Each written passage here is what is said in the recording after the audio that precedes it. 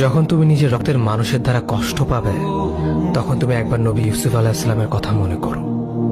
তিনি কিভাবে নিজের ভাইয়ের দ্বারা প্রতারিত হয়েছিল।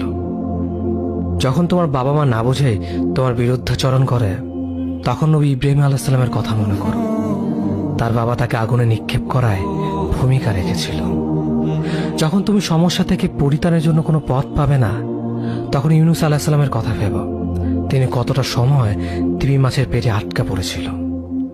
যখন তোমার নামে কেউ মিথ্যা অপবাদ ছড়িয়ে দেবে, তখন মা আয়েশা রাদিয়াল্লাহু আনহার কথা মনে করো।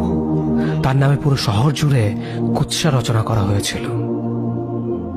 যখন তুমি অসুস্থ ব্যথার যন্ত্রণায় কাতরাতে থাকো, তখন নবী আইয়ুব আলাইহিস সালামের কথা ভেবো।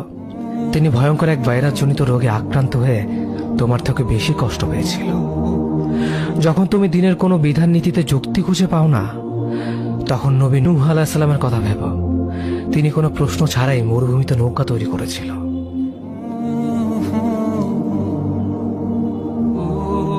যখন তুমি আত্মীয়স্বজন, পরিবার, বন্ধু বান্ধবের কাছে হাসির পাত্রে পরিণত হও, তখন তুমি শেষ নবী হযরত মুহাম্মদ সাল্লাল্লাহু আলাইহি ওয়াসাল্লামের কথা ভেবো। রাসূল সাল্লাল্লাহু আলাইহি ওয়াসাল্লাম বলেছিলেন, সবচেয়ে বড় পরীক্ষা দিয়ে সব থেকে বড় পুরস্কার আসে। যখন আল্লাহ কাউকে ভালোবাসেন, তখন তাকে পরীক্ষা করেন, এবং যে এই পরীক্ষাগুলো মেনে নেয়, সে আল্লাহর সন্তুষ্টি অর্জন করে। আর যে অভিযোগ করে, সে তার ক্রোধের পাত্র হয়। হে আল্লাহ, তোমার কথা মনে করা, তোমার প্রতি কৃতজ্ঞ হওয়ার এবং তোমার ইবাদত করার তৌফিক আমাদের দান করো। আমিন। যেভাবে তুমি সন্তুষ্ট হও, সেভাবেই আমাদের পরিচালিত করো।